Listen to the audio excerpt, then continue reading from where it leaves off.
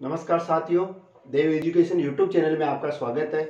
Math की श्रृंखला में आगे बढ़ते हुए हम बात कर रहे हैं। पिछली कक्षा में हमने बात की थी प्रतिशतता के बारे में कि प्रतिशतता का बेसिक कंसेप्ट क्या होता है, जो कि नॉर्मल सबको आता है, लेकिन हमने उसकी चर्चा की थी। आज हम एडवांस की ओर बढ़ेंगे। तो एडवांस की श्रृंखला में बढ़ते हुए हम सबसे पहले बात करेंगे कि प्रतिशतता से संबंधित किस प्रकार के क्वेश्चन आपको एग्जाम में देखने को मिलते हैं। तो सबसे पहले उनकी बात करते हैं कि क्वेश्चन किस प्रकार के पूछे जा सकते हैं। तो क्वेश्चन पूछे जा सकते हैं चुनाव के आधार पर।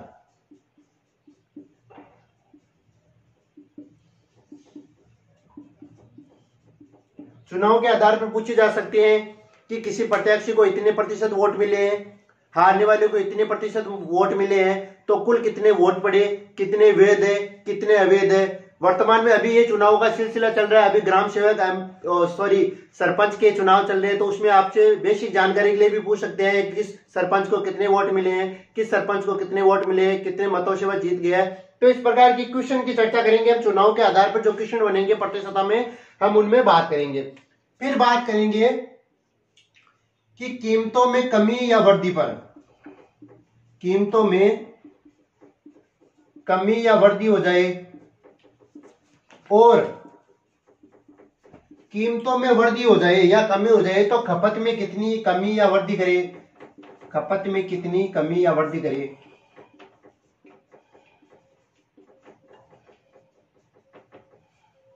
इस प्रकार के क्वेश्चन भी आपको बहुत देखने को मिलते हैं। जैसे चीनी के भाव में 40% की वृद्धि हो गई, 20% की वृद्धि हो गई, 10% की वृद्धि हो गई।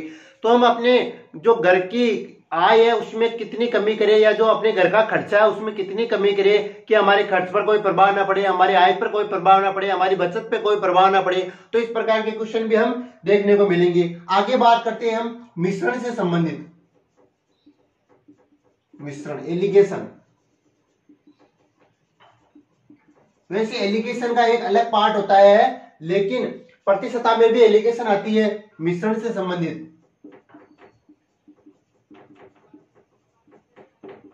मिश्रण से संबंधित किस प्रकार के क्वेश्चन होते हैं, तो हम बात करते हैं जैसे कि दो पात्र है, एक में 10 लीटर है, एक में 20 लीटर कोई मिश्रण है, तो उसको तीसरे पात्र में किस अनुपात में मिलाए, किस प्रतिशत में मिलाए। इस प्रकार के प्रश्न देखने को मिलते हैं। कई बार ऐसा भी पूछा जाता है 3 पात्रों में किसी मात्रा पे किसी प्रतिशत में कुछ द्रव्य भरा होता है, उसे चौथे पात्र में मिलाना होता है। तो इस प्रकार के क्वेश्चन भी आपको देखने को मिल जाते हैं। और क्वेश्चन देखने को मिल जाते हैं जैसे मान लीजिए कोई 10 लीटर का मिश्रण है, उसमें 2 लीटर पानी का वाष्पन हो गया, या 2 लीटर नमक मिला दिया, या 2 लीटर पानी मिला दिया, तो उसकी नई मात्रा बताइए, नई मात्रा प्रतिशत में क्या होगी। इस प्रकार के क्वेश्चन भी आपको देखने को मिल सकते हैं। तो हम आगे बात करते हैं और किस प्रकार के क्वेश्चन आपको देखने को मिलेंगे। नेक्स्ट बात करते हैं हम कि किसी वस्तु को बेचने में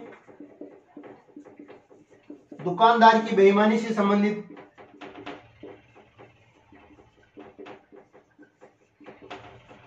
यानी कि कोई वस्तु है 1 केजी के मूल्य के स्थान पर 800 केजी बेचता है, बेईमानी करता है, दलाली करता है। तो उस प्रकार के क्वेश्चन भी हमें देखने को मिलते हैं। मान लीजिए कि कोई दुकानदार है, वो किसी वस्तु को बेचने पे 25% का लाभ कमा रहा है और कम तोल रहा है, तो उसका कितना प्रतिशत लाभ हुआ है, कितना उसने वस्तु के भाव पर बेचा है। तो इस प्रकार के क्वेश्चन भी देखने को मिलते हैं। आगे बात करते हैं और किस प्रकार के क्वेश्चन हमें देखने को मिल सकते हैं।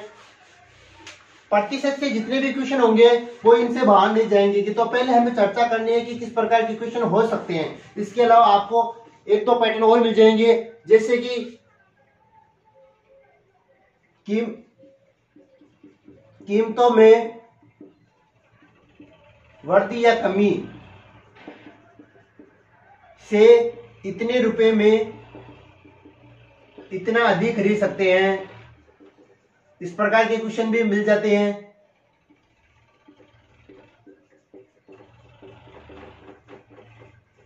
फिर बात करते हैं जैसे कि किसी वस्तु के मूल्य में 10% की कमी होने से 200 रुपए में 6 किलो चीनी अधिक खरीदी जा सकती है। तो इस प्रकार के क्वेश्चन हमें देखने को मिलते हैं।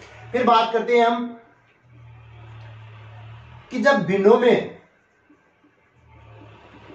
में किसी वस्तु का मूल्य देकर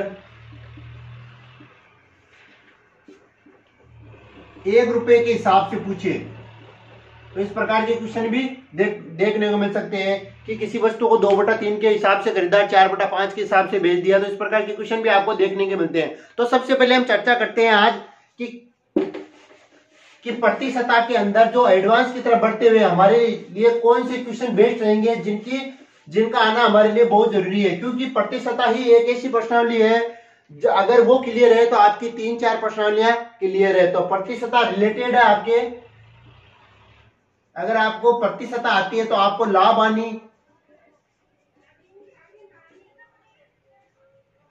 सीआई कंपाउंड इंटरेस्ट और एसआई सरल इंटरेस्ट बट्टा, इस प्रकार की प्रश्नावली करने में कोई तकलीफ नहीं होगी। तो आपको प्रति सतह आना बहुत जरूरी है। तो सबसे पहले आज हम जो प्रति सतह की श्रृंखला में बढ़ते हुए आज बात करेंगे कि किसी वस्तु के मूल्य में कमी या वृद्धि हो जाए तो क्या करेंगे। वस्तु के मूल्य में कमी या वृद्धि पता करना, तो सबसे पहले इसी की बात करेंगे। जैसे मैं एक उदाहरण लेता हूं, एक उदाहरण की बात करते हैं। जैसे कि मान लीजिए कि चीनी के भाव में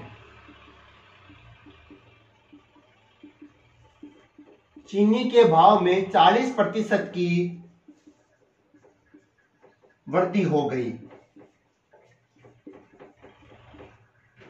चीनी के भाव में 40% की वृद्धि हो गई और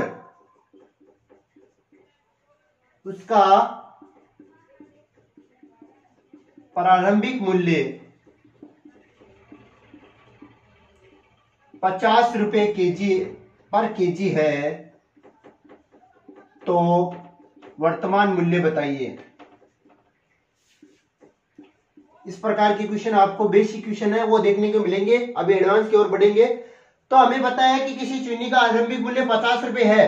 अब हमें क्या कहा कि 40% की वृद्धि हो गई है, तो पहले या तो 50 के 40% निकाल लो तो भी हमारा आंसर हो जाएगा, या डायरेक्ट हम क्या करेंगे कि प्रतिशत का मतलब है 100 और वृद्धि कितनी की हो रही है 40 की, तो 100 + 40/100, तो क्या हो जाएगा 50 × 140/100, 2 0 से 2 0, 14 × 5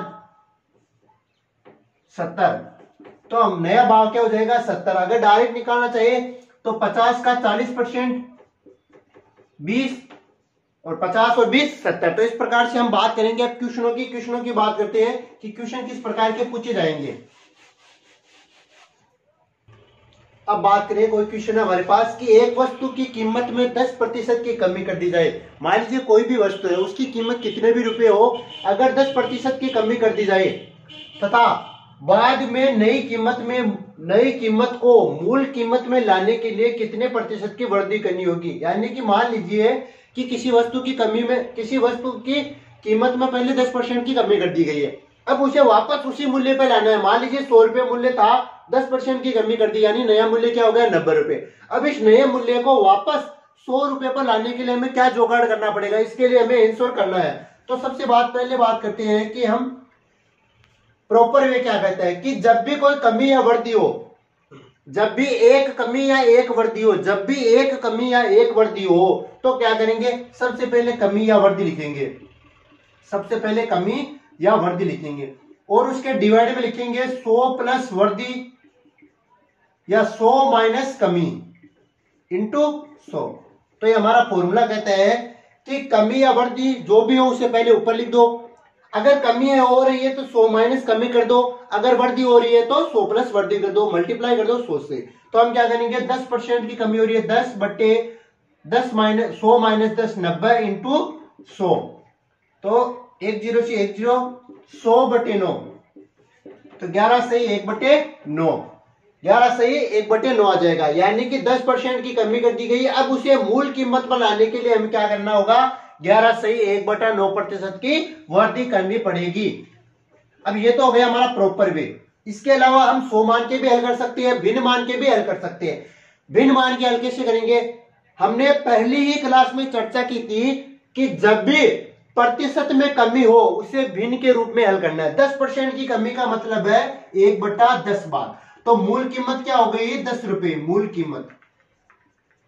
ये जो ऊपर आता है ना अंश, वो कमी या वृद्धि का सूचक होता है, कमी या वृद्धि का। देखिए 10 का 10% 1, 10 का 10% 1 होता है, यानी ऊपर वाला जो कमी या वृद्धि का सूचक होगा, जो हर है वो मूल कीमत को रिप्रेजेंट करेगा। तो मूल कीमत 10 रुपए थी, 1 रुपए की कमी हो गई है, तो नई कीमत क्या हो जाएगी? नई कीमत हो जाएगी 9 रुपये। अब क्या कह रहा है, देखिए नई कीमत को मूल कीमत में लाने के लिए कितने प्रतिशत की वृद्धि करनी होगी? तो नई कीमत को मूल कीमत में लाने के लिए कितनी वृद्धि करनी होगी? 1 रुपए की वृद्धि करनी होगी। तो एक कितने रुपए पे करनी है? 9 रुपए पे। 1/9 इंटू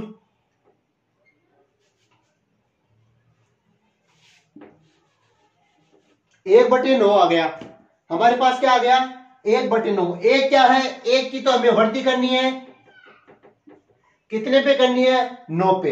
तो 9 का कितना प्रतिशत 1 होता है? तो हमारा आंसर हो जाएगा 11 सही 1/9 जो है 1/9, यानी 1 की वृद्धि करनी है। 9 हमारी मूल कीमत हो जाएगी। नीचे क्या लिखते हैं? मूल कीमत लिखते हैं। तो हमारे यहाँ पे अभी मूल कीमत क्या है? 9 है। तो 9 पर 1 रुपए की वृद्धि करनी है, यानी 11 सही 1/9 की वृद्धि करेंगे। जैसे ही हम 11 से 1/9 की वृद्धि करेंगे तो हमारे पास 1 आ जाएगा, और 9 और 1 10 हो जाएंगे, तो हमारी मूल कीमत हमारे पास आ जाएगी। इस आधार पर भी कर सकते हैं हम। 100 मान के भी इसे हल कर सकते हैं, लेकिन हमें यहाँ मानने की जरूरत नहीं है, क्योंकि जो बेसिक कंसेप्ट है वो हमारा क्लियर होना चाहिए। तो बेसिक कंसेप्ट क्या कहता है? कमी या वृद्धि, जो भी ऊपर लिखो। अगर वृद्धि हो रही है तो 100 में वृद्धि करो, कमी हो रही है तो 100 में से कमी करो, इंटू 100 कर दो। एक है भिन्न मान के हल करो, डायरेक्ट वैसे हो जाएगा आपके। अब नेक्स्ट क्वेश्चन की बात करते हैं। अब बात करते हैं कि चीनी के भाव में 12% की वृद्धि हो जाने पर कोई गृहिणी खपत में कितनी प्रतिशत की कमी करे कि उसके खर्च में कोई परिवर्तन ना हो। मान लीजिए कि उसके पहले चीनी पर खर्च 100 रुपए था, अब उसे खर्च तो उतना ही रखना है, यानी खर्च तो 100 रुपए ही रखना है। माना कि पहले चीनी पर खर्च 100 रुपए हो रहा था, अब चीनी के मूल्य में वृद्धि हो गई, तो क्या है कि उसको अपनी खपत में कितने प्रतिशत की कमी करनी होगी कि खर्च में कोई परिवर्तन नहीं होना चाहिए। तो खर्च तो दोनों कंडीशन में सेम रहना चाहिए। मान लीजिए कि पहले चीनी 20 रुपए किलो थी, 20 रुपए पर केजी थी, तो उसे 5 किलो चीनी मिल रही थी। अब वह कह रहे हैं कि चीनी के मूल्य में 12% की वृद्धि हो गई, यानी कि जो पर केजी भाव में 12% की वृद्धि हो गई है, लेकिन उसे 100 रुपए की चीनी खरीदनी है, चाहे जो वजन में कम आ जाए। तो हमें बताना है कि वजन में कितना कम आएगी। तो इस प्रकार का क्वेश्चन है, तो हमें करना है, तो सबसे पहले क्या करना है कि जो भी कमी या वृद्धि है सबसे पहले ऊपर लिखो। तो कमी वृद्धि है तो हम क्या करेंगे? वृद्धि बटे 100 प्लस वृद्धि इंटू 100। तो क्या करेंगे? वृद्धि 12 डिवाइड बाई 112, 100 प्लस 12 112 इंटू 100। तो ये 4 से डिवाइड हो जाएगा 3 बार, ये 4 से डिवाइड हो जाएगा 28 बार। तो ये हो गया हमारे 300/28। ये हो गया 10 सही 5/7। तो हमारा जो 10 सही 5/7% की उसे क्या करनी होगी? कमी करनी होगी, खपत में कमी करनी होगी। यानी कि पहले वह 100 किलो खरीद रही थी, तो अब उसे 10 सही 5/7 खरीदना होगा, यानी उसे 89 सही 2/7 ही खरीदना होगा। अब ये तो था हमारा जो प्रॉपर वे। अब कहता है कि भिन्न के आधार पर भी इसे हल कर सकते हैं। हाँ कर सकते हैं। भिन्न को क्या लिखेंगे? 12% को क्या लिखेंगे? 12/100, या हम लिख सकते हैं इसे 3/28। तो ये हमारी वैल्यू आ गई 3/28। इसे भी हल करेंगे, इससे भी अगर हल करेंगे तो हमारे पास यही वैल्यू आएगी 3/28 इंटू 100। जब प्रतिशत में चेंज करेंगे तो 300/28 से ही वैल्यू आ जाएगी हमारे पास। ठीक है। अब बात करते हैं नेक्स्ट क्वेश्चन की। अब नेक्स्ट क्वेश्चन है हमारे पास कि चीनी के मूल्य में 20% की कमी होने पर कोई गृहिणी अपनी खपत में 30% की वृद्धि कर लेती है, तो खर्च पर क्या प्रभाव पड़ेगा? पहले जो 2 क्वेश्चन किए थे हमने, उसमें क्या था कि जो खपत में कमी या वृद्धि है ना, वो हमें पूछ रहे थे, और खर्च में प्रभाव नहीं पड़ना चाहिए था। यहाँ क्वेश्चन चेंज हो गया है, यहाँ खपत में कमी वृद्धि भी दे रखी है। अब हमें बताना है खर्च पर क्या प्रभाव पड़ेगा, यानी जो खर्च पहले 100 रुपए था अब बढ़ेगा या घटेगा। तो इसकी चर्चा करते हैं। पहले क्या कर रहे थे, जो कमी या वृद्धि हो रही है उसके ऊपर लिख रहे थे, डिवाइड में बट्टे में क्या लिख रहे थे, जो हमें कमी या वृद्धि हो रही है उसे 100 में ऐड कर रहे थे। लेकिन यहां ये नहीं करना है। जब एक शर्त दी गई हो, जब 1% दिया गया हो और उसके बाद में खपत में वृद्धि पूछे या कमी पूछे, लेकिन खर्च में प्रभाव नहीं पड़ना चाहिए। लेकिन यहाँ पे देखिए खर्च में भी प्रभाव पड़ रहा है, खपत में भी वृद्धि दे रखी है, कमी दे रखी है, मूल्य में भी वृद्धि या कमी दे रखी है। तो हमारे पास क्या हो गया, 2 शर्तें दे रखी है। जब भी 2 शर्तें दे रखी हो तो क्या करेंगे, जो भी कमी या वृद्धि होगी, जो भी कमी या वृद्धि होगी उसे 100 में ऐड करेंगे, यानी 100 प्लस कमी या वृद्धि। तो 100 प्लस कमी या वृद्धि करेंगे, इनटू क्या करेंगे, 2 शर्त दी गई है तो दोनों बार 100 प्लस कमी या वृद्धि करेंगे और डिवाइड में क्या करेंगे, 100 करेंगे। यानी 2 शर्त दी गई हो तो डिवाइड में 100, 3 शर्त दी गई हो तो डिवाइड में 200, 4 शर्त दी गई हो तो डिवाइड में 300 करेंगे। तो सबसे पहले हमारा प्रोसेस कहता है कि जो भी कमी वृद्धि दी गई है उसकी पूर्ति करते हैं। कैसे करेंगे कि हमें क्या दिया गया, चीनी के मूल्य में 20% की कमी हो गई है। मान लीजिए पहले चीनी 100 रुपए की थी, अब क्या हो गया 100 रुपए किलो थी, अब 20% की कमी हो गई, यानी उसका मूल्य हो गया 80। चीनी का मूल्य 20% की कमी हो गई, अब उसके खपत में 30% की वृद्धि हो गई, यानी 80 रुपए हो गए। अब क्या करेंगे, वो पहले 100 किलो खरीद रही थी तो अब 130 किलो खरीदेगी, यानी इंटू 130 डिवाइड बाई 100। तो 2 जीरो से 2 जीरो कट गए, 13 इंटू 4 करते, 13 इंटू 8 करेंगे तो कितना हो जाएगा 104, यानी 4% की वृद्धि होगी। अब आप सोच रहे होंगे ये कैसे आया। मान लीजिए कि चीनी का मूल्य 100 रुपए था, 100 रुपए पर केजी थी, यानी चीनी का मूल्य 100 रुपए पर केजी था और एक महिला का 1 महीने का खर्च 100 केजी था, यानी कि 100 रुपए किलो चीनी थी और एक महिला के घर का खर्चा 100 किलो चीनी, 1 महीने का 100 किलो चीनी थी। अब क्या कह रहे हैं कि चीनी के मूल्य में 20% की कमी हो गई, यानी माइनस 20% करेंगे तो 80 रुपए पर केजी चीनी हो गई, 80 रुपए पर केजी चीनी हो गई। अब क्या करें, खपत में 30% की वृद्धि की जाए तो पहले खपत कितनी थी, 100 इंटू 100 यानी 10,000 रुपए लगते थे पहले, 100 इंटू 100 यानी 10,000 रुपए लगते थे पहले। 100 रुपए किलो चीनी और 100 किलो चीनी लाएंगे तो 10,000 रुपए लगेंगे। अब क्या हो रहा है, 80 रुपए किलो चीनी है, लेकिन खपत में 30% की वृद्धि कर देती है, यानी सस्ती मिल रही है। तो जब कोई चीज सस्ती मिलती है तो हम क्या करते हैं, ज्यादा खरीदते हैं। तो वह पहले 100 किलो खरीद रही थी, अब 30% ज्यादा खरीद रही है, 30% ज्यादा खरीद रही है, 30% ज्यादा खरीद रही है, यानी 130 किलो खरीद रही है। तो 80 इंटू 130 हो जाएगा, 80 इंटू 130 हो जाएगा। वही प्रोसेस हमने यहां की है, कोई फॉर्मूला नहीं है, फॉर्मूला तो हमने अपनी ट्रिक के लिए बनाया है, लेकिन फॉर्मूला तो अपने आप ही बन रहा है। तो फॉर्मूला बना कैसे, इसकी चर्चा हमने कर ली है कि ये तो उसके मूल भाव है, चीनी का क्या भाव है और ये अभी कितनी खपत कर रही है, ये उसकी खपत कर रही है, डिवाइड बाई 100। तो जब 80 इंटू 130 डिवाइड बाई 100 किया तो हमारे पास कितना आया, 104 रुपए, यानी पहले 100 रुपए लग रहे थे, अब 4% की वृद्धि हो गई, यानी 104 रुपए, 4% की खर्च पर प्रभाव पड़ेगा। ये तो हमारा बेसिक प्रारूप। अब हम इसे और कैसे कर सकते हैं। सबसे पहले बात करता हूं कि कई बार आपके क्वेश्चन में इस प्रकार भी आ सकता है कि चीनी के मूल्य में 20% की कमी होने पर कोई गृहिणी अपनी खपत में कितने प्रतिशत की वृद्धि करे कि खर्च पर 4% का प्रभाव। अगर इसी क्वेश्चन को यहां चेंज कर दूं मैं कि खर्च पर केवल 4% का प्रभाव पड़े, केवल 4% का प्रभाव पड़े। यहां देखिए खपत में कमी, जो ये कमी है या इससे वृद्धि है, इसे हटा दिया गया है। चीनी के मूल्य में 20% की कमी हो गई, चीनी के मूल्य में 20% की कमी हो गई, यानी 100 रुपए पर केजी थी, अब 80 रुपए पर केजी हो गई। लेकिन वह अपनी खपत में कितनी वृद्धि करेगी, यानी वृद्धि करेगी। हमें पता है कि खर्च पर केवल 4% का प्रभाव पड़ा है, यानी खर्च बढ़ा है, खर्च बढ़ा है तो खपत भी बढ़ेगी। अगर खर्च घटता तो खपत घटती, लेकिन खर्च बढ़ा है तो खपत भी बढ़ेगी। खपत बढ़ रही है तो खपत में कितनी परसेंट की वृद्धि हुई। तो हमें पता करने के लिए क्या करेंगे, इस 130 को हटा देंगे, वही प्रारूप हो जाएगा हमारा, यहाँ पे x मान लेंगे यानी कि x%। तो वही प्रोसेस हो जाएगी, एक पक्षांतर करेंगे 104 इंटू 100 डिवाइड बाई ये जो पहला कमी या वृद्धि है वो नीचे आ जाएगा तो 80। यानी कि हम कह सकते हैं जो भी कमी या वृद्धि है 100 प्लस माइनस कमी या वृद्धि ऐसे हो जाएगा इंटू 100 हो जाएगा डिवाइड बाय जो पहला कमी या वृद्धि है वो दिखा देंगे तो हमारी खपत आ जाएगी। यानी कि एक ही क्वेश्चन से हमारे दो फॉर्मूले तैयार हो जाते हैं। तो मैं आपको एक बार फॉर्मूला वापस लिखा देता हूं कि किस प्रकार करना है।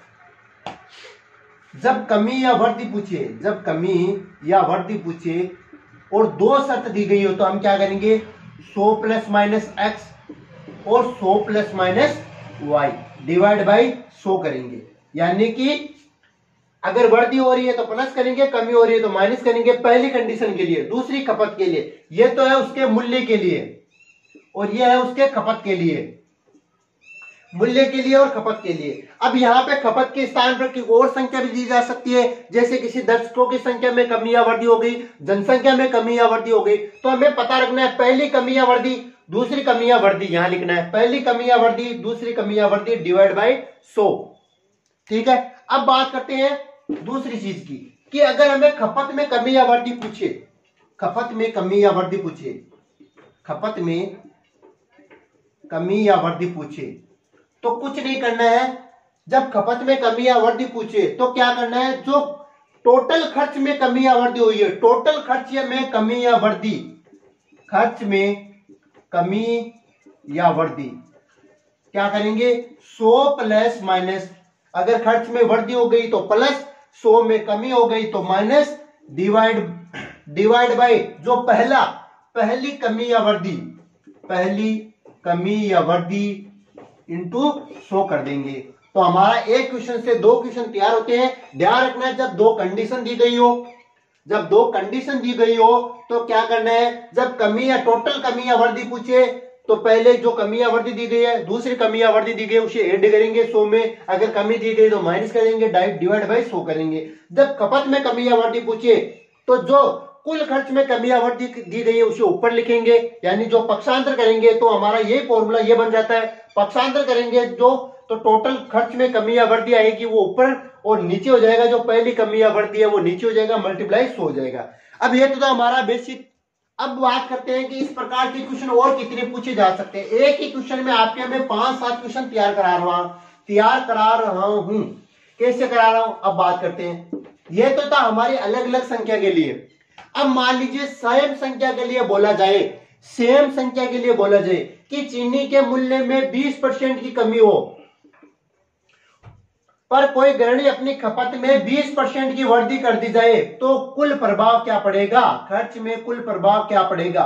इस प्रकार का क्वेश्चन हो, जब इस प्रकार का क्वेश्चन हो तो ध्यान रखना है हमेशा कमी होती है। कैसे होती है आपको बताता हूं। जब भी समान कमी और समान वृद्धि हो, यानी 20% की कमी और 20% की वृद्धि हो तो कैसे करेंगे। पहले तो मैं आपको फॉर्मूले से बताता हूं कि पहले कमी हो रही है यानी 80, फिर वृद्धि हो रही है यानी 120 डिवाइड बाई 100। तो 2 0 से 2 0 12 8 96 यानी 100 से कम है। जब भी ये कोई प्रोसेस आती है तो इसे 100 से माइनस करते हैं, 96 आ गए यानी 4% की कमी है। तो मैंने आपको पहले ही बोला था कि जब समान कमी या समान वृद्धि हो तो हमेशा कमी होती है, ध्यान रखना है। अब दूसरी बात का क्या ध्यान रखना है कि यहाँ पे जो क्रम है इनका चेंज हो सकता है, यानी पहले कमी भी आ सकती है, पहले वृद्धि भी आ सकती है, बाद में कमी भी आ सकती है, बाद में वृद्धि भी आ सकती है। लेकिन या एक में कमी तो दूसरे में वृद्धि होनी चाहिए, दूसरे में वृद्धि तो पहले में कमी होनी चाहिए। इस प्रोसेस का ध्यान रखना चाहिए, या तो पहले में कमी या वृद्धि हो।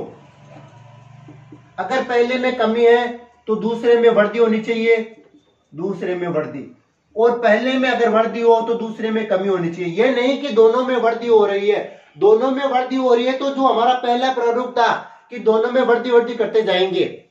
लेकिन अगर दोनों में एक में वृद्धि एक में कमी, या एक में कमी या एक में वृद्धि हो रही है तो क्या करना है, जो भी हमारा आंसर होगा वो ऋणात्मक होगा। और कैसे लाएंगे, अगर हमें 10% की कमी और 10% की वृद्धि हो तो हमारी कमी क्या हो जाएगी, 1% की कमी। जब 20% की वृद्धि या कमी हो तो क्या हो जाएगी 4% की कमी। जब 30% की वृद्धि या कमी हो तो हो जाएगी 9% की कमी। यानी पहली संख्या का स्क्वायर करते जाना है। एक का स्क्वायर 1 की कमी, 2 का स्क्वायर 4 की कमी, 3 का स्क्वायर 9 की कमी। ध्यान रखना है जब एक कमी एक वृद्धि हो या एक वृद्धि एक कमी हो तभी ये हमारा प्रोसेस लागू होगा। डायरेक्ट हल करने का ये प्रॉपर वे है हमारा। अगर 40 हो तो 16 हो जाएगा, 50 हो तो 25 हो जाएगा, उसमें घबराने की बात नहीं है। लेकिन ध्यान रखना है क्वेश्चन को पढ़ते समय यह ध्यान रखना है कि पहले में कमी तो दूसरे में वृद्धि होनी चाहिए, पहले में वृद्धि तो दूसरे में कमी होनी चाहिए, तभी हमारा कुल प्रभाव में ये अंतर देखने को मिलेगा। और हमेशा कमी होगी जब समान कमी और समान वृद्धि दी गई हो तो यह कमी हमें याद रखना है कि 10 के लिए 1 की कमी, 20 के लिए 4 की कमी, 30 के लिए 9 की कमी, 40 के लिए 16 की कमी, ये ध्यान रखना है। लेकिन जब दोनों वृद्धि दी गई हो, जब दोनों में वृद्धि या दोनों में कमी दी गई हो तो यह प्रोसेस लागू नहीं होगी। जैसे कि मान लीजिए कि यहाँ पे कमी ना होकर वृद्धि हो, यहां पर कमी ना देकर वृद्धि हो तो वृद्धि होगी। हमें पता है कि दोनों चीजों में वृद्धि हो रही है तो वृद्धि होगी, यानी 120 इंटू 120 डिवाइड बाई 100, 12 इंटू 12 144, यानी 44% की वृद्धि हो रही है। अगर मान लीजिए दोनों जगह कमी हो तो क्या करेंगे, 80 इंटू 80 डिवाइड बाई 100, ये हो जाएगा 64, यानी 36% की कमी। तो इस प्रकार से ध्यान रखना है कि जब सेम कमी और सेम वृद्धि हो तभी जो हमारा नेक्स्ट फॉर्मूला पिछले वाला फॉर्मूला था वो लागू होगा। अगर सेम कमी या सेम वृद्धि ना हो तो जो हमारा ये फॉर्मूला है, जो बेसिक कंसेप्ट से हम चल रहे थे, वही लागू होगा। अब हम बात करते हैं पिछली कक्षाओं में किस प्रकार के क्वेश्चन पूछे गए उनकी चर्चा करते हैं। अब नेक्स्ट क्वेश्चन की बात करते हैं। दो क्वेश्चन हमारे पास, एक कनिष्ठ सहायक 2018 में पूछा गया है, एक महिला सुपरवाइजर 2015 में पूछा गया। इसी पैटर्न पर आधारित था, जो हमने पिछले क्वेश्चन किए उसी पैटर्न पे आधारित है। सबसे पहले बात करते हैं कि एक मोटरसाइकिल का मूल्य, यानी कि मोटरसाइकिल की कोई कंपनी मान लीजिए, बजाज मान लीजिए, हीरो होंडा मान लीजिए, कोई भी मान लीजिए, उस मोटरसाइकिल का मूल्य 15% बढ़ गया है। यानी कि जब एक मोटरसाइकिल का मूल्य 15% बढ़ गया है तो उसकी बिक्री में कमी हो गई। यानी जब हम जानते हैं कि जब मूल्य बढ़ता है तो क्या होती है, मांग में कमी होती है। ठीक है, तो ये तो हमें इकोनॉमिक्स में नहीं जाना है, यहाँ पे बताया गया है जब मूल्य बढ़ रहा है तो मांग में कमी हो रही है, यानी कि एक में वृद्धि दूसरे में कमी हो रही है। तो हमारा जो डायरेक्ट फॉर्मूला था वो लागू होता है यहाँ पे कि यहाँ पे 15% की कमी और वृद्धि हो रही है, कमी और वृद्धि हो रही है। तो इसका सीधा सा मतलब है कि इसका स्क्वायर करो, 15 का स्क्वायर 225 डिवाइड बाई 100, यानी 2.25% की कमी होगी। हमेशा इस प्रकार के क्वेश्चनों में हमेशा कमी होती है। जब भी वृद्धि या सेम वृद्धि सेम कमी हो तो हमेशा कमी होती है। कमी कितनी होगी, जो इसका स्क्वायर कर लो डिवाइड बाई 100 कर लो। 15 का स्क्वायर 225 डिवाइड बाई 100, 225 में जब 100 का भाग करेंगे तो 2.25% की कमी होगी। एक प्रॉपर वे क्या कहता है इसका, देखिए कि पहले क्या हो रहा है, 15% की वृद्धि हो रही है तो हम क्या करेंगे, 100 प्लस 15 115 इंटू, फिर क्या हो रहा है 15% की कमी तो 100 माइनस 15 यानी 85 डिवाइड बाई 100, 5 से ये 5 से 20, फिर 5 से 4, फिर 5 से 17। तो इस प्रकार करेंगे तो हमारे पास 2.25% की कमी ही आएगी। तो हमें ध्यान रखना है कि जब भी इस प्रकार के क्वेश्चन आए आपके पास तो ज्यादा टाइम नहीं लगाना है, डायरेक्ट पहले का इसको, जब कमी या वृद्धि दी गई हो, कमी या वृद्धि, सेम कमी या सेम वृद्धि हो तो डायरेक्ट स्क्वायर करो और डिवाइड बाय 100 करो, डायरेक्ट स्क्वायर करो या डिवाइड बाय 100 करो। अगर यहाँ पे लास्ट में 0 तो क्या करना है, उस पहली संख्या का स्क्वायर करना है, लेकिन यहाँ पे 0 नहीं है इसलिए हमें स्क्वायर करना पड़ा, डिवाइड बाय 100 करना पड़ा। तो ध्यान रखना है जब भी कमी है सेम वृद्धि हो तो पहली संख्या को स्क्वायर करो डिवाइड बाय 100 करो। तो अब बात करते हैं नेक्स्ट क्वेश्चन की। दूसरा क्वेश्चन की बात करें, दूसरा क्वेश्चन क्या कह रहा है कि केले के मूल्य में 20% की वृद्धि हो जाती है। एक व्यक्ति केला खाने में कितने प्रतिशत की कमी करे कि खर्च अपरिवर्तित रहा है। देखिए यहाँ पे एक ही शर्त दी गई है, यानी प्रतिशत में एक ही संख्या के बारे में बोला गया है। अब हमें खपत में कमी करनी है और खर्च बराबर का बराबर रखना है। यानी पहले जो खर्च था 100 रुपये, उस खर्च को 100 का 100 ही रखना है। हमें क्या करना है, जो केले के मूल्य में वृद्धि हो गई तो हम कमी कर दे और क्या कर ले आप, तो केले के मूल्य में वृद्धि करना है, खर्च में कमी करना है। खर्च में अपरिवर्तित रखना है और खपत में कमी करना है। तो क्या करेंगे, वही प्रोसेस, जब कमी या वृद्धि दी गई हो तो ऊपर लिखेंगे, जो भी कमी या वृद्धि है उसे ऊपर लिखेंगे। अगर वृद्धि हो रही है तो 100 प्लस वृद्धि कर देंगे, अगर कमी हो रही है तो 100 माइनस कमी करेंगे, इंटू 100 करेंगे। अब क्या हो जाएगा, देखिए यहाँ पे 20 डिवाइड बाई 120 मल्टीप्लाई बाई 100, तो हमारा आंसर होगा 0 से 0, 2 से 6, तो 100/6 यानी 50/3 क्या होता है, 16 सही 2/3। क्या होगा, 16 सही 2/3 प्रतिशत की हमें क्या करनी होगी, खपत में कमी करनी होगी, ताकि हमारा जो खर्च रहेगा वह अपरिवर्तित रहेगा। ये क्वेश्चन आपके महिला सुपरवाइजर 2015 में पूछा गया है। क्वेश्चन को घुमा दिया गया है, लेकिन आपको घबराने की बात नहीं है। जब शर्त 1 दी गई हो तो 1 शर्त के हिसाब से करेंगे, जब शर्त 2 दी गई हो तो 2 शर्त के हिसाब से करेंगे, जब सेम कमी या सेम वृद्धि हो तो डायरेक्ट स्क्वायर करके 100 से डिवाइड करेंगे, जब सेम कमी या वृद्धि ना हो तो दोनों को अलग से मल्टीप्लाई करेंगे, डिवाइड बाय 100 करेंगे। तो ये ध्यान रखना है, जो हमारा पहला स्टेप था कि किसी वस्तु के मूल्य में कमी वृद्धि हो जाए तो हमें क्या करना है। अब इसी आधार पर जनगणना से संबंधित प्रश्न पूछे जा सकते हैं कि पहले वर्ष 5% की वृद्धि होगी, दूसरे वर्ष 10% की वृद्धि होगी। तो मैं आपको एक बेसिक कंसेप्ट के रूप में बता देता हूं कि कैसे हल करना है।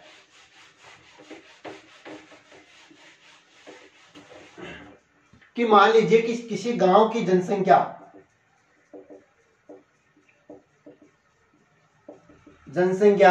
1 लाख है। 3 वर्ष के बाद क्या होगी यदि प्रति वर्ष 10% जनसंख्या बढ़े।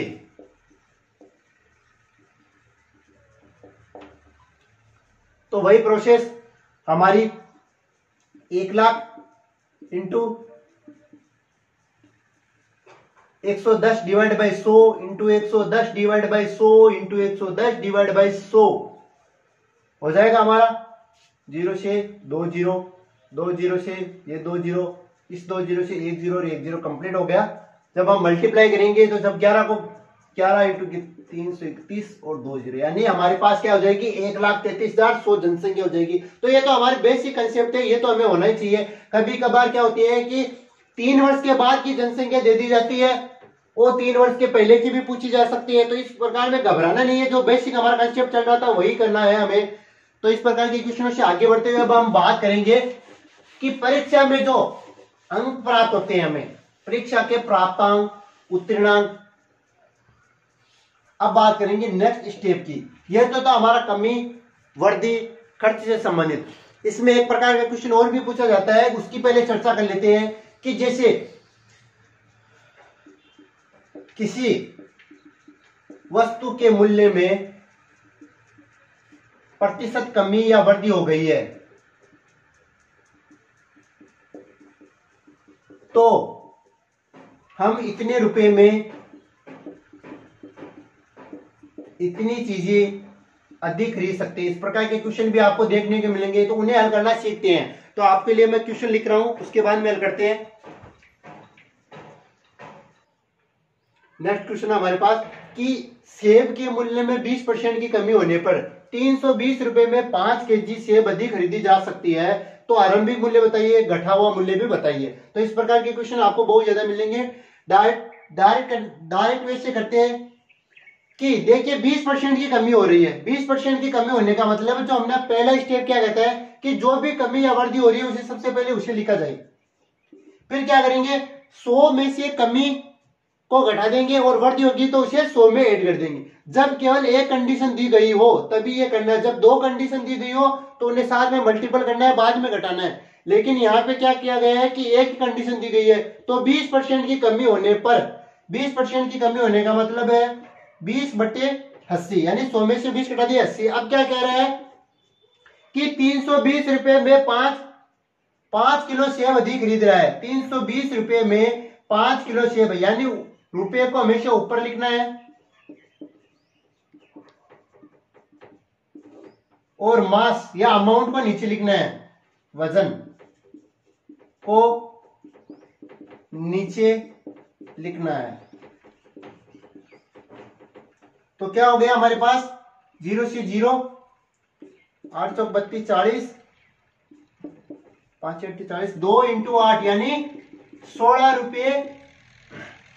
तो आरंभिक मूल्य हो गया 16 रुपये पर केजी, यानी सेब के मूल्य में 20% की वृद्धि करेंगे तो हमें 320 रुपए में 5 केजी सेब अधिक मिल जाएंगे। तो आरंभिक मूल्य हो गया 16 रुपये। अगर घटा हुआ मूल्य पता करना है तो 16 में से 20% घटा देंगे, यानी 16 इंटू 80/100, यानी हो गया 14.4 रुपये घटा हुआ मूल्य हो गया। तो यह तो था हमारा जो प्रॉपर वे कहता है। अब हम बात करते हैं कि भिन्न के आधार पर भी हल कर सकते हैं, तो भिन्न के आधार पर 20/100 करते हैं। लेकिन ध्यान रखना है यहाँ पे कि हमें घटा हुआ मूल्य लिखना है। पहले सेब के मूल्य में 20% की कमी हो रही है, तो हमने 20% की कमी तो कर दी, यानी हमारे पास आ गया 1/5। लेकिन 320 रुपए में 5 केजी सेब अधिक खरीद रहे हैं, जो ये हमारा आरंभिक मूल्य है। ये तो हमारा आरंभिक मूल्य हमारे पास पहले आ गया, लेकिन जो 1 रुपए की कमी हो रही है, यानी 1/4 करना है। 5 रुपए में 1 की कमी हो रही है, यानी जो मूल्य होगा वर्तमान मूल्य वो 4 रुपए हो जाएगा। तो 1/4 इंटू 320/5, तो हमारा हल हो जाएगा 80/5, यानी 16 रुपए हमारा जो आ गया प्रारंभिक मूल्य आ जाएगा। अब प्रारंभिक मूल्य से हम घटा हुआ मूल्य भी ज्ञात कर सकते हैं 16 से, वही जो प्रोसेस है 20% कम कर देंगे। तो इस आधार पर हमने ये इस प्रकार के भी क्वेश्चन कर लिए। अब हम बात करते हैं नेक्स्ट प्रकार के क्वेश्चनों की।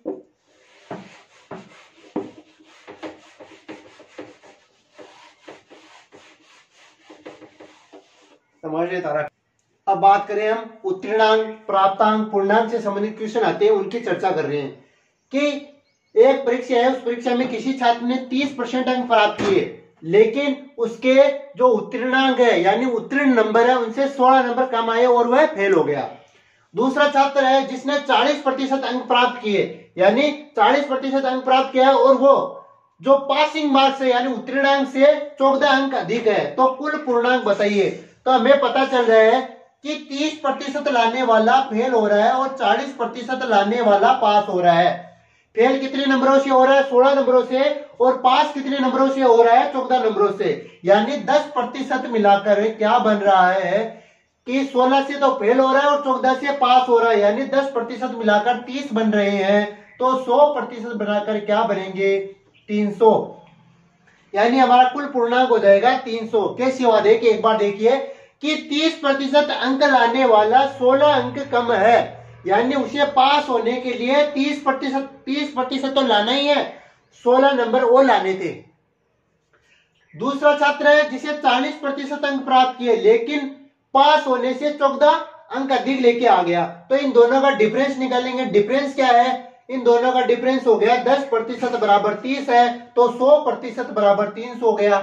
ठीक है, एक तो हमारा ये पूर्णांक है। अब हम बात कर सकते हैं कि पहले छात्र को कितने अंक मिले या दूसरे छात्र को कितने अंक मिले, उनकी भी बात कर लगते हैं कि कुल पूर्णांक 300 है। 300 में से 30% प्राप्त किए, 300 में से 30% प्राप्त किए, यानी उसे नंबर कितने मिले? तो उसे 90 नंबर मिले। तो पहले छात्र को 90 नंबर मिले। दूसरे छात्र की बात करें उसे 40% मिले, तो दूसरे छात्र को 120 नंबर मिले। अब बात करें उत्तीर्णांक कितना है, तो उत्तीर्णांक होगा जो पहले छात्र को मिला है उसमें 16 जोड़ देंगे, या जो दूसरे छात्र को मिला है उससे 14 घटा देंगे। तो पहले छात्र को मिला है 90 + 100 यानी 106, दूसरे छात्र को 120 - 14 यानी 106। तो हमारा जो उत्तीर्णांक होगा वो 106 होगा। कुल पूर्णांक होगा 300। पहले छात्र को मिले 90, दूसरे छात्र को मिले 120। तो इस आधार पर एक दो क्वेश्चनों की और चर्चा करते हैं हम। अब नेक्स्ट क्वेश्चन की बात करें जो पटवार 2013 में आया हुआ था। तो हमारा जो स्पेशल क्लास है वो पटवार के लिए। तो पटवार से संबंधित जो क्वेश्चन आपके पिछले एग्जाम में आए हुए उन्हीं की चर्चा करें कि मनोज को परीक्षा में उत्तीर्ण होने के लिए 36% अंक प्राप्त करने थे, उसने 24% ही अंक प्राप्त किए, यानी 36 तो लेके आना था। मान लीजिए 100 का पेपर है तो 36 लेके आना था, लेकिन वह कितने लेके आया? 24% लेके आया और 9 अंकों से अनुत्तीर्ण हो गया। तो कुल पूर्णांक बताइए। तो हमें क्या करना है? जो भी प्रतिशत का डिफरेंस है वो लेके आना है। तो प्रतिशत का डिफरेंस कितना है?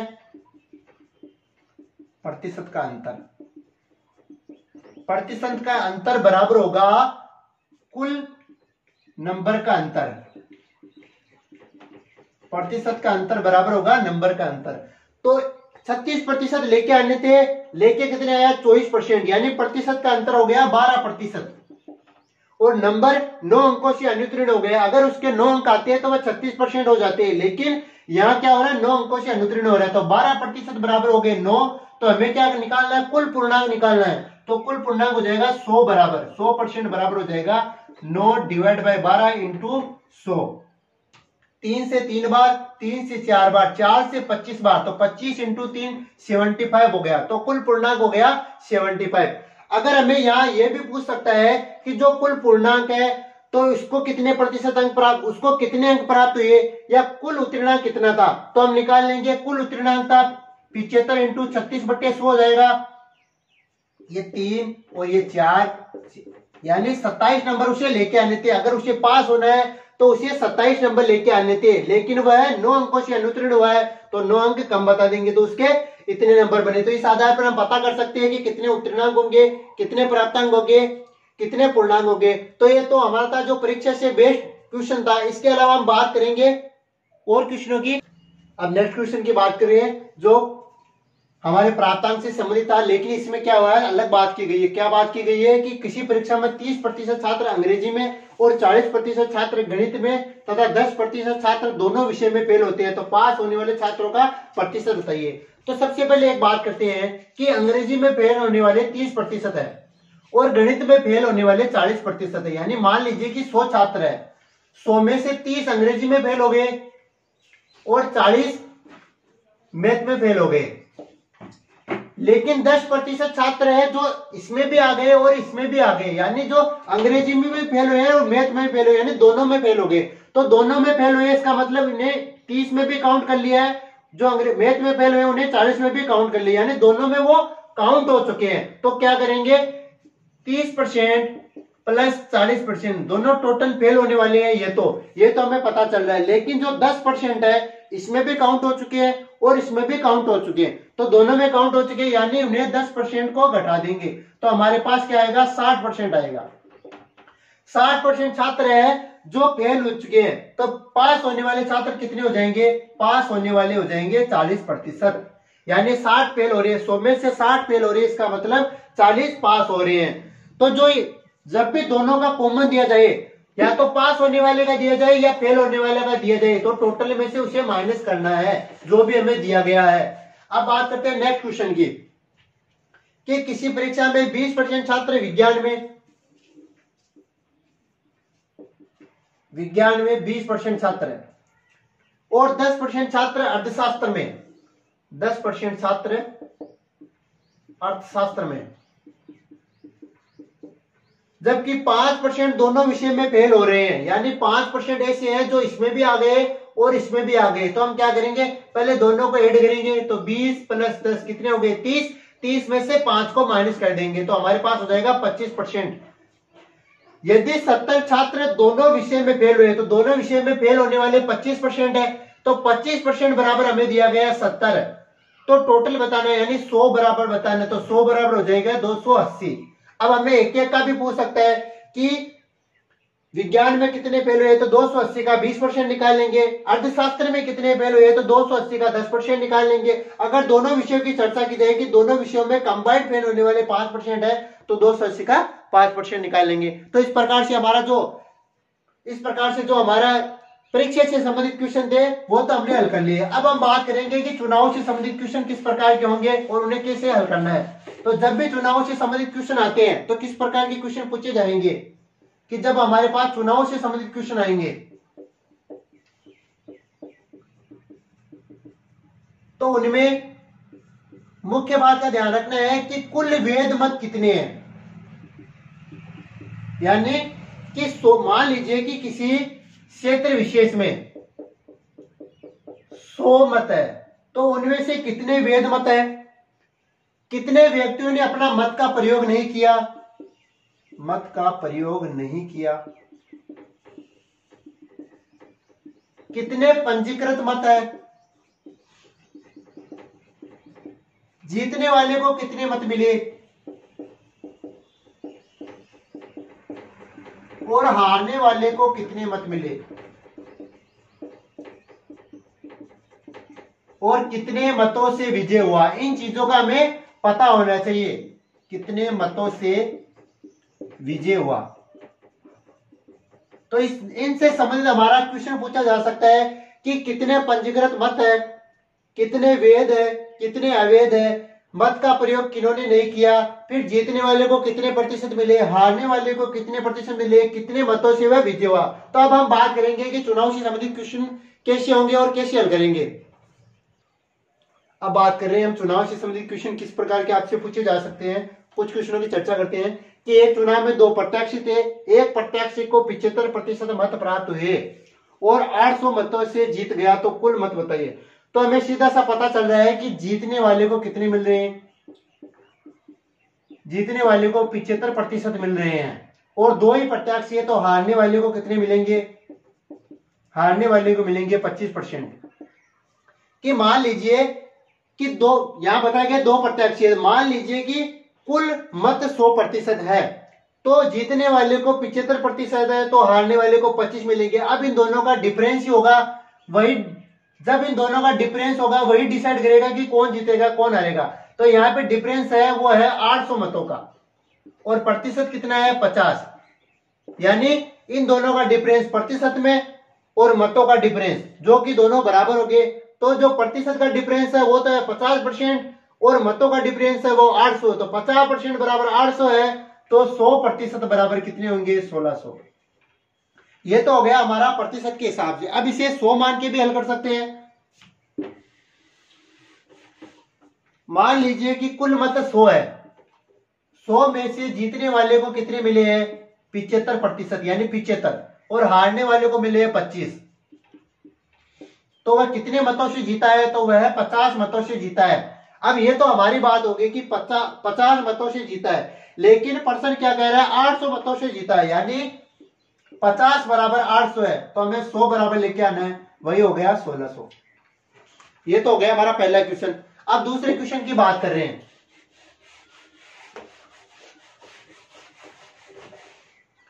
दूसरे क्वेश्चन में बताया गया है कि चुनाव में 10% मतदाताओं ने मत नहीं डाले, जीतने वाले ने कुल मतों के 56% प्राप्त किए, यानी जीतने वाला उसे कितने मिल रहे हैं 56%, तो हारने वाले को कितने मिलेंगे, हारने वाले को मिलेंगे देखिए 56% तो जीतने वाले को मिल गए, 10% मतदाताओं ने मत नहीं डाले यानी 66%, तो शेष जो 34% रहेगा वो हारने वाले को मिल जाएगा। अब देखिए वह 1500 मतों से विजय हुआ, यानी इन दोनों का जो प्रतिशत का डिफरेंस होगा और जो मतों का डिफरेंस होगा वो होगा बराबर, यानी हम कह सकते हैं प्रतिशत का अंतर बराबर होगा मतों के अंतर के बराबर। तो प्रतिशत का अंतर है हमारे यहां 22%, बराबर है हमारे 1500 के, तो हमें 100 बराबर लेके आना है, तो 1500 डिवाइड बाय 22 इंटू 100। ठीक है, इसी प्रकार हम 100 मान के भी हल कर सकते हैं। जैसे मान लीजिए कुल मत 100 थे, इसमें से एक को 56% मिले, 10% मतों का प्रयोग नहीं किया गया है, शेष प्रतिशत हारने वाले को मिले हैं, तो वहीं एक को 56 मिल गए हैं, 10 ने अपने मतों का प्रयोग नहीं किया, और 34 है जो हारने वाले को मिले, तो इन दोनों का अंतर हो गया 22। अब यह कह रहा है कि 22 नहीं अंतर है 1500, तो 22 बराबर 1500 है, तो 100 बराबर वैल्यू आ जाएगी 1500 डिवाइड बाय 22 इंटू 100। तो इस प्रकार से हमारा जो दूसरा क्वेश्चन है उसका भी आंसर हो रहा है। अब बात करते हैं नेक्स्ट क्वेश्चनों की। अब नेक्स्ट क्वेश्चन की बात करें कि एक सरपंच के चुनाव में जो हाल ही में अभी हुई है सरपंच के चुनाव, उनकी चर्चा करें कि एक सरपंच के चुनाव में जीतने वाले उम्मीदवार को वैध मतों का 45% मिला है, यानी जितने भी मत है, यानी मान लीजिए 100 मत है, तो 100 में से जो वैध मत थे, यानी कितने जो अवैध घोषित हो गए उनको छोड़कर जो वैध मत थे उनका 45% मिला है, और 20% अवैध थे, यानी मान लीजिए कि 100 वोट है तो 100 में से 20 तो हमारे अवैध हो गए, बचे 80 में से 45% मत मिला है जीतने वाले को, और जो शेष मत मिला है वो हारने वाले को मिला है, और जो दोनों का डिफरेंस है वो 4200 है, तो प्रत्येक प्रत्याशी को मिलने वाले मत बताना है। तो यहाँ पे कुल मत दिए गए हैं, यानी जो कुल मत है, इतनी देर हम कुल मत निकाल लेते हैं, अब यहाँ कुल मत दिया गया है, कुल मत 4200, तो 4200 में सबसे पहले बात करते हैं कि 20% अवैध है। तो पहले अवैध की चर्चा करते हैं। 4200 के 20% अवैध है, यानी 840 मत तो अवैध है। अब बात करते हैं जीतने वाले को। जीतने वाले को कितने मिले? जीतने वाले को मिले हैं जो 4200 है उसके 80% से मिले, यानी 20% तो अवैध घोषित हो गए। तो शेष कितने थे? 80%। 80% में से मिले उसे 45%। तो 80% के 45% मिले हैं उसे। 2 0 से 2 0, 1 0 से 1 0,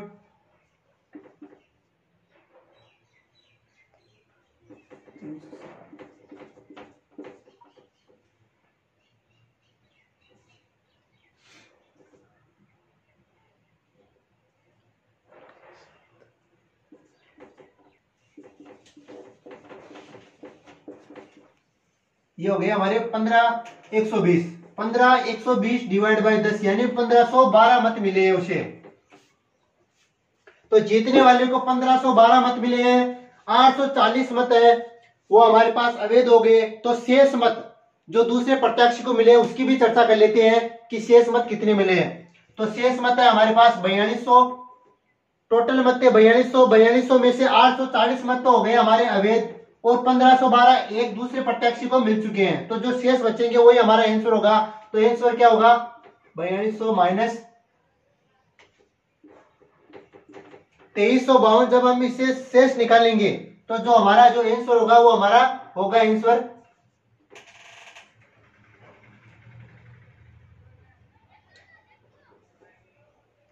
1848 मत हो गए जो हमारे जो दूसरे प्रत्याशी को मिलेंगे। तो इस प्रकार से हमने जो चर्चा की है वो है कि सरपंच के चुनावों में उम्मीदवार को वैध मतों की बात कर ली हमने, अवैध मतों की बात कर ली, कुल पंजीकृत मतों की बात कर ली। तो जो चुनाव से संबंधित क्वेश्चन थे लगभग हमने चर्चा कर ली है। इसमें क्वेश्चन पूछे जा सकते हैं आपसे कि कुल मतों की संख्या बताइए, अवैध मतों की संख्या बताइए, वैध मतों की संख्या बताइए, जीतने वाले को कितने मिले, हारने वाले को कितने मिले। तो इन सब की चर्चा हम कर चुके हैं। अब हम बात करेंगे मिश्रण से संबंधित क्वेश्चनों की चर्चा करेंगे।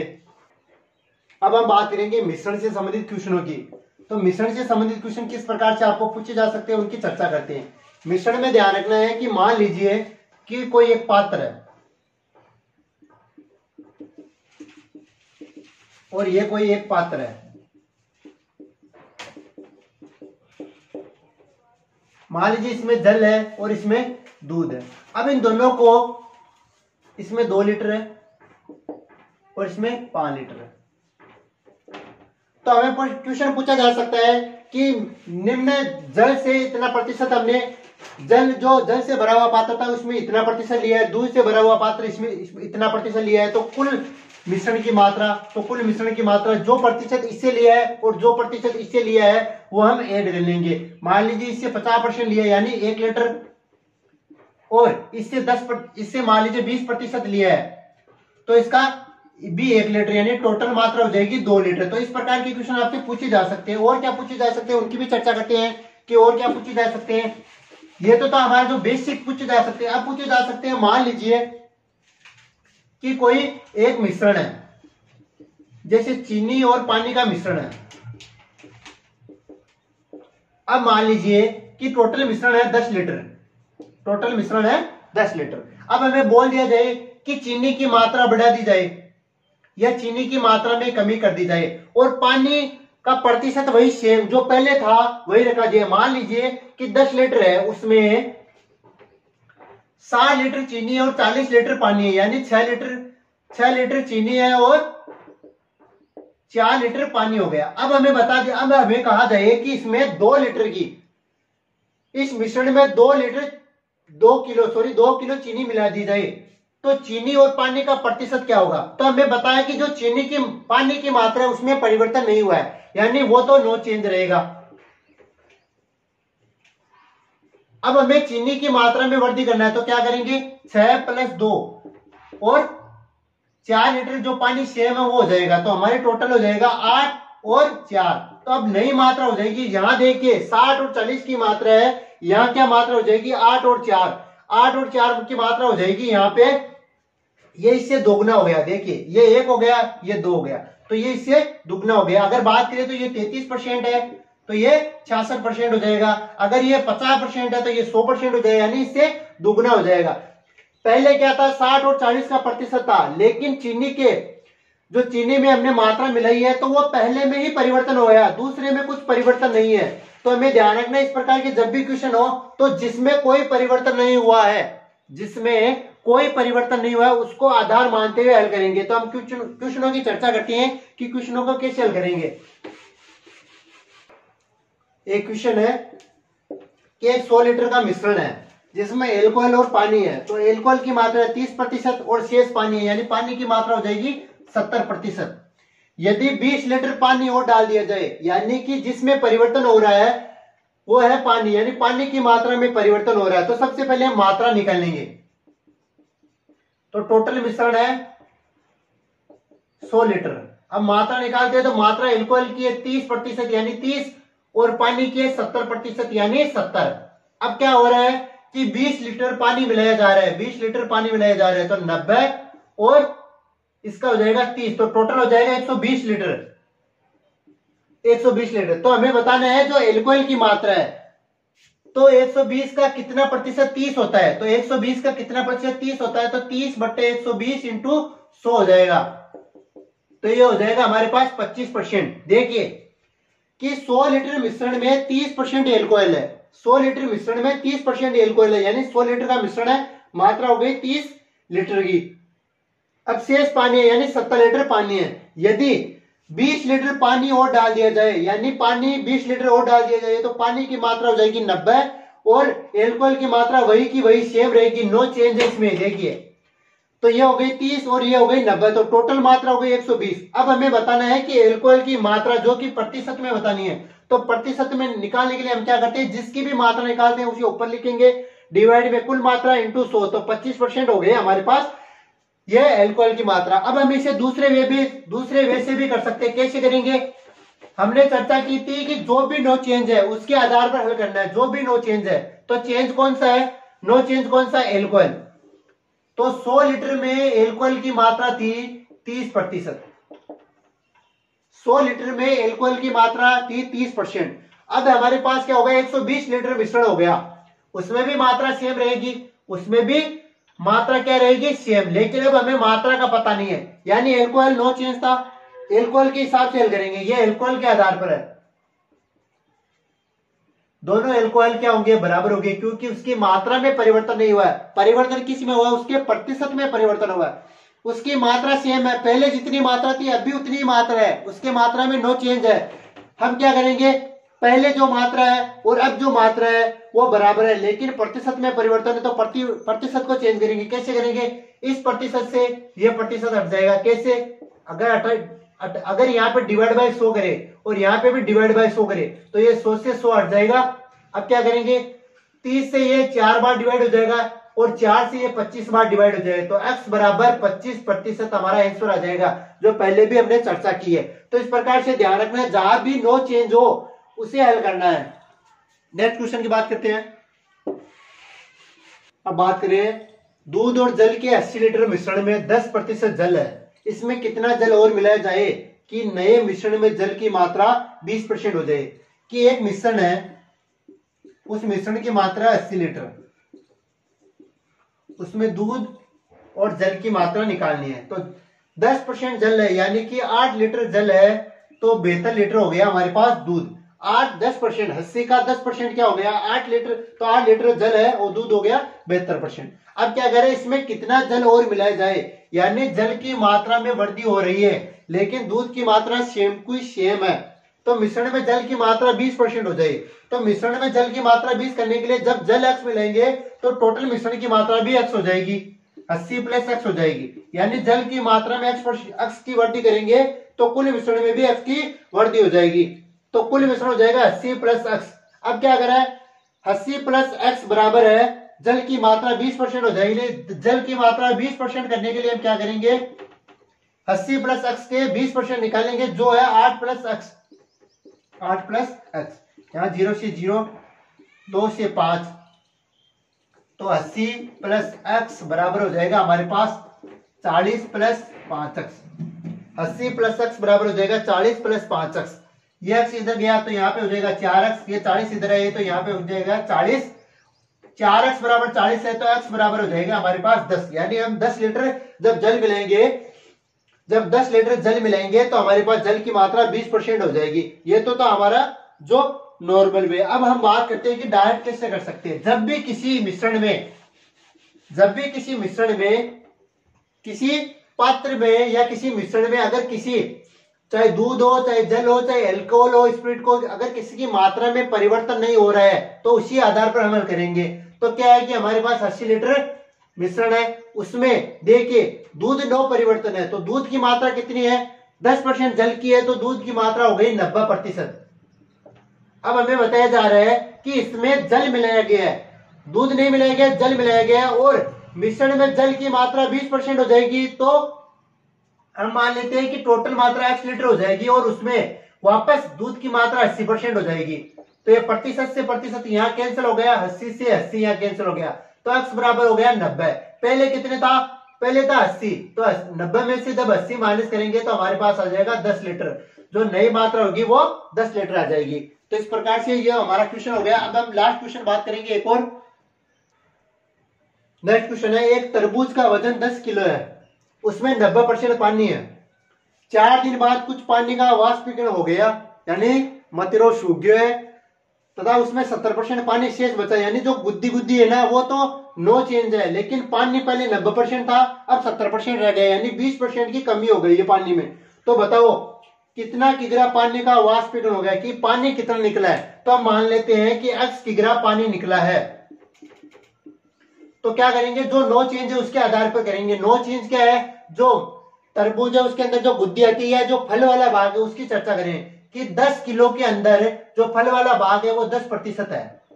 अब क्या हो रहा है कि 10 किग्रा से x किग्रा का वाष्पीकरण हो गया है, 10 किग्रा से x किग्रा का वाष्पीकरण हो गया है। तो शेष कितना फल वाला भाग बचा हुआ है 30%, यानी 70% पानी शेष था, 20% का हमने लेस कर दिया है। तो अब जो 30% बचा वो फल वाला भाग है उसकी चर्चा करें। तो ये दोनों जो फल वाला भाग है वो नो चेंज है, यानी ये वाला और ये वाला बराबर है। तो पहले प्रतिशत को प्रतिशत से हटाते हैं, फिर इस जीरो को इस जीरो से हटाते हैं। अब कैलकुलेशन करते हैं तो यहाँ पे 10 बराबर हो गया 3 × 10 30 और माइनस x × 3 3x। जब ये इधर आएगा तो ये माइनस का हो जाएगा, -20 बराबर माइनस का 3x। तो माइनस से माइनस कट हो जाएगा तो हमारे पास बचेगा 20 बराबर 3x और x बराबर हो जाएगा 20/3, यानी 6 सही 2/3। जो 6 सही 2/3 है वो हमारा वाष्पीकरण हुआ है, यानी पानी का वाष्पीकरण हुआ है 6 सही 2/3। अगर हमें फल वाला भाग पूछे तो हम क्या करेंगे, 10 - 6 सही 2/3, यानी 3 सही 1/3 हमारे पास जो फल वाला भाग आ जाएगा। तो इस प्रकार से हमने जो मिश्रण से संबंधित है उन क्वेश्चनों की चर्चा कर ली है, चुनाव से संबंधित क्वेश्चनों की चर्चा कर ली है, उत्तीर्णांक पूर्णांक से संबंधित क्वेश्चनों की चर्चा कर ली है और बेसिक क्लास तो हमने कर ली है। तो इस प्रकार से हमने लगभग क्वेश्चनों की चर्चा कर ली है।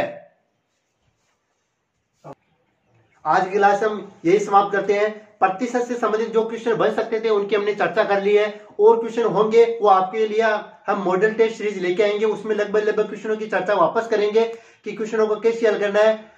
अब जो क्वेश्चन हो सकते थे प्रतिशत से संबंधित वो हमने चर्चा कर ली है। अगर हमारी क्लास आपको अच्छी लगे तो लाइक कीजिए, शेयर कीजिए, सब्सक्राइब कीजिए। धन्यवाद।